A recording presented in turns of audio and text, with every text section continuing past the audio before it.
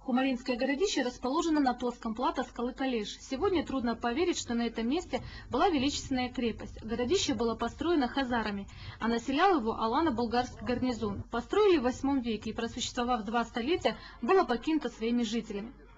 Территория городища, огорожена этой стеной, стены которой варьируют от 4 до 6,5-7 метров и высотой около 11-15 метров, огорожено 25 гектаров земли. И эта земля вся, по всей видимости, была освоена. На территории городища жил и гарнизон, и, по всей видимости, мирное население могло в минуту опасности укрыться за стенами этой крепости.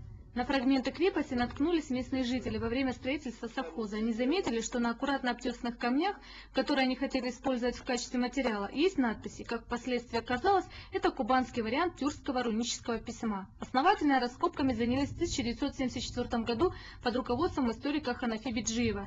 Им впоследствии написаны 2 книги. Археологи вскрыли главные ворота, цитадель городища, боевую калитку и западные ворота. По результатам 6-летних работ древнее аланское городище, по мнению ученого, выглядело так.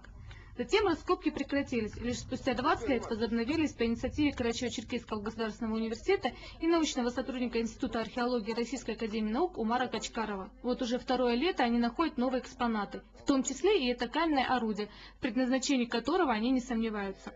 Во-первых, это камень, который здесь, в этом районе его нету, выходов, это кремень. И, как вы видите, он обработан. Здесь по краю идет ветушь мелкая. Это указывает на то, что это не самые ранние орудия, а где-то середина каменного века.